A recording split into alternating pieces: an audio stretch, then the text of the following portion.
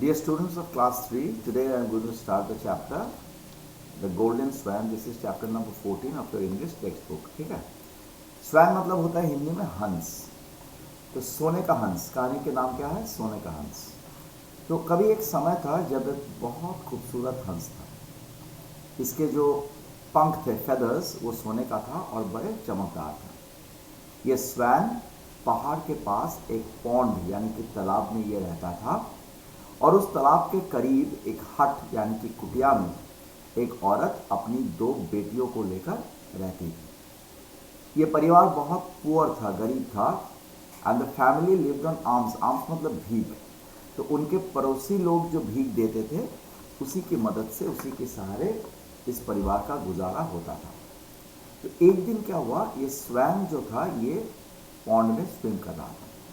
ये गरीब औरत को इतनी हार्ड लाइफ मतलब कठिन जीवन बिताते हुए देखकर इस हंस का मन में बहुत दया आया, दुख हुआ.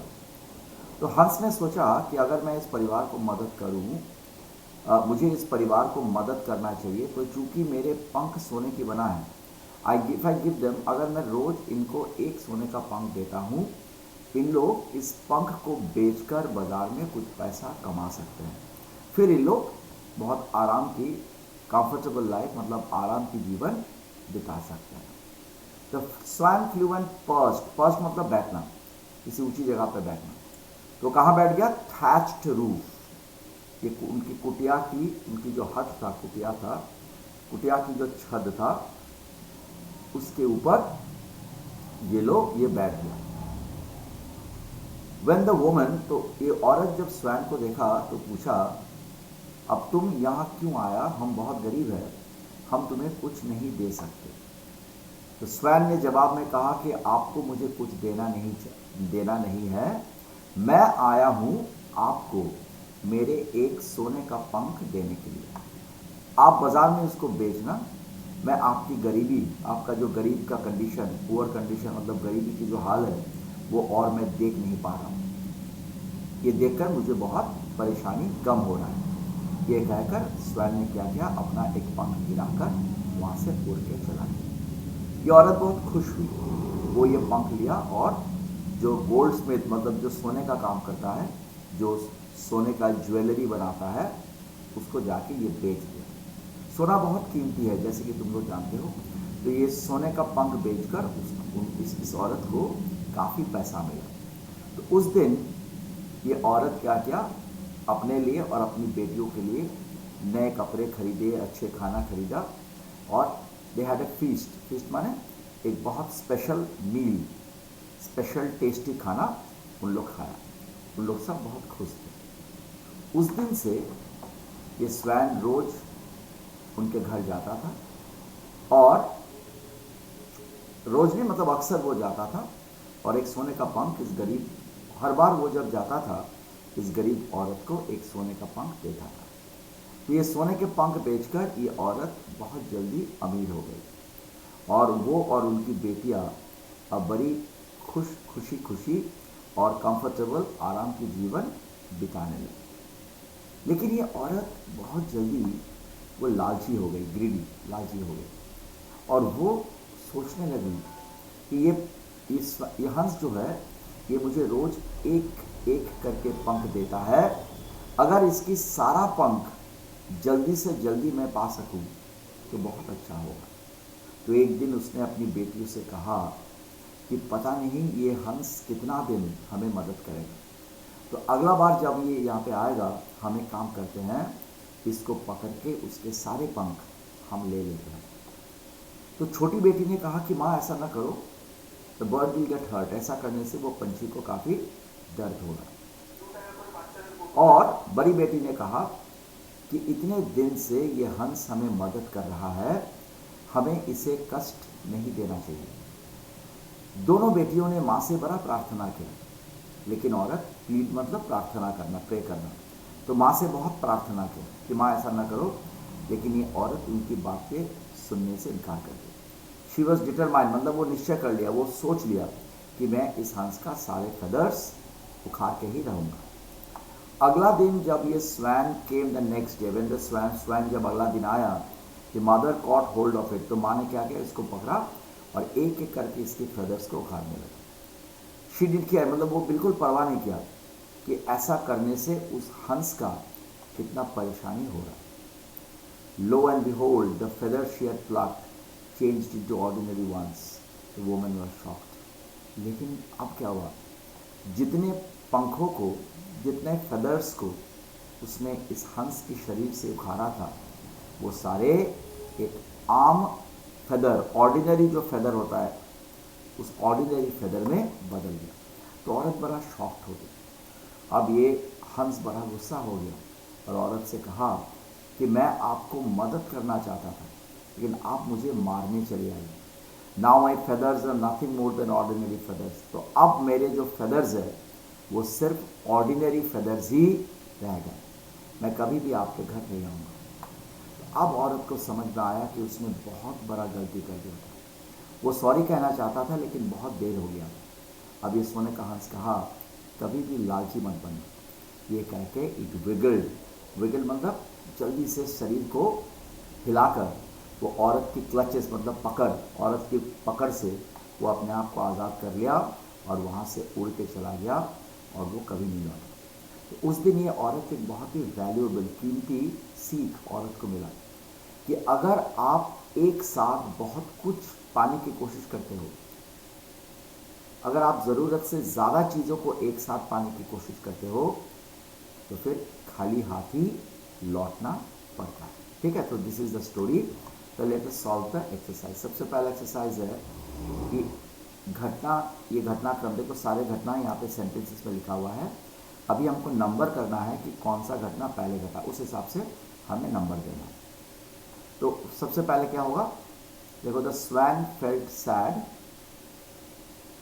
ओके, सबसे पहले ये करेंगे कि once there was a beautiful swan with shiny golden feathers.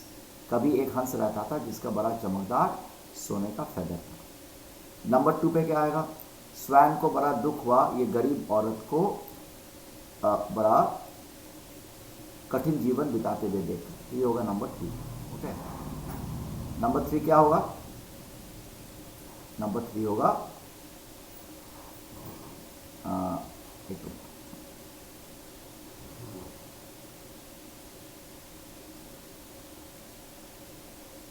अच्छा अब देखो क्या होगा, गोल्ड वॉज कॉस्टली और औरत ये बेचकर इसको काफी पैसा मिला, नंबर 3। नंबर 4 क्या होगा, सॉरी मैंने थोड़ा गलती बोल दिया, नंबर 3 होगा कि औरत क्या किया, ये फेदर्स एक सुनार के पास, एक गोल्ड स्मिथ के पास ले गया और उसको काफ़ी उनको पैसा मिला। ये होगा नंबर 3। अब देखो, गोल्ड वॉज कॉस्टली, ये होगा नंबर 4, उसको काफ़ी पैसा मिला। नंबर 5, ये औरत और उनकी बेटियां काफ़ी आराम के जीवन बिताने लगी। नंबर 6, औरत इस स्वैन को पकड़ के उसकी फेदर्स खींच के बाहर निकालने लगे। और नंबर 7 ये होगा कि वो सॉरी बोलना चाहा लेकिन बहुत लेट हो गया था। ओके, अब हम लोग एक्सरसाइज में आते हैं। यहाँ पे कुछ फ्रेजल वर्ब दिया गया है जिससे हमको ब्लैंक को भरना है। लिव्ड ऑन मतलब जिस चीज़ के ऊपर, जिस चीज़ के आधार पर हम जीते हैं। मेक मनी मतलब पैसा कमाना। फ्लू अवे मतलब उड़ के चला जाना। गेट हर्ट मतलब घायल होना। देखो, the poor man found a clever way to make money and soon became rich. ये गरीब आदमी पैसा बनाने की एक तरीका निकाला और अमीर हो गया। The bird got scared by the noise of bursting crackers. तो पटाखे फूटने का आवाज़ से पंछी डर गया। स्केयर्ड माने डर जाना और उड़ के चला गया, flew away. You might get hurt if you are not careful with big scissors. कैंची से अगर सावधान नहीं रहोगे तो तुम घायल हो जाओगे, get hurt. The farmer lived on the money he made by selling crops. फसल बेचकर जो पैसा किसान कमाता था उसी के ऊपर वो जीता था, तो लिव्ड ऑन। ओके, अब देखो हमें क्या करना है, कोई भी शब्द के साथ अगर हम अन लगाए, इन लगाए या डिस लगाए तो उसका मीनिंग उल्टा हो जाता है। अब हमको नीचे कुछ शब्द दिए गए हैं, अब किसके सामने इन होगा, किसके सामने अन होगा, किसके सामने डिस होगा, ये ध्यान देकर हमको वो जोड़ना है और जोड़ के सेंटेंस को, मीनिंग को, शब्दों का उल्टा बनाना है। जैसे देखो ट्रू, ट्रू के पहले हम लोग अन लगा देंगे, अनट्रू मतलब जो सही नहीं है, ट्रू मतलब सही सच, जो सच नहीं है। एग्री मतलब राजी होना, इसके पहले डिसएग्री कर देंगे तो मतलब हो जाएगा एक मत ना होना। करेक्ट मतलब सही, उसके पहले इन करेंगे तो मीनिंग हो जाएगा गलती। करेक्ट मतलब सही और ये गलत। अपीयर मतलब सामने आना, इसके पहले डिस लगा देंगे, डिसअपियर तो मतलब हो जाएगा गायब हो जाना। सर्टेन मतलब निश्चित, इसके पहले अनसर्टेन लगा देंगे तो मतलब जो निश्चित नहीं है। काइंड मतलब दयालु, इसके पहले अन लगा देंगे, अनकाइंड मतलब ये भी सॉरी, अनकाइंड मतलब हो गया जिसके मन में दया नहीं है। कंप्लीट मतलब पूरा, इसके पहले इन लगा देंगे, इनकम्प्लीट मतलब जो पूरा नहीं है।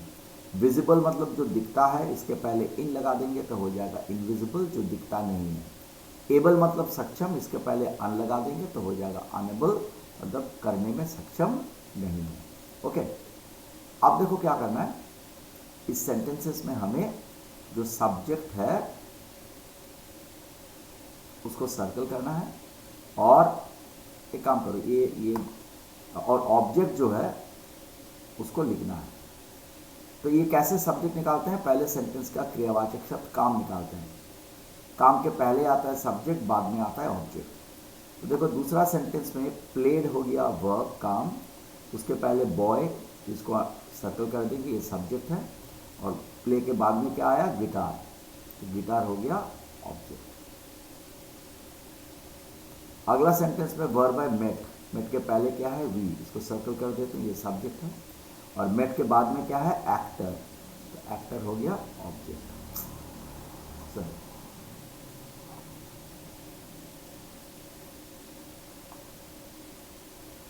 एक्टर हो गया ऑब्जेक्ट। लव्स हो गया वर्ब, इसके पहले गर्ल है तो गर्ल हो गया सब्जेक्ट, और लव्स के बाद मैंगोज है, ये हो गया ऑब्जेक्ट। वॉज फ्लाइंग ये वर्ब है, इसके पहले सुशील है, इसको सर्कल कर देते हैं, ये सब्जेक्ट है, और इसके बाद में है काइट, तो काइट हो गया ऑब्जेक्ट। मेड हो गया वर्ब, मेड के पहले कारपेंटर है, तो ये सब्जेक्ट हो गया, और इसके बाद है कबर्ड, ये ऑब्जेक्ट है।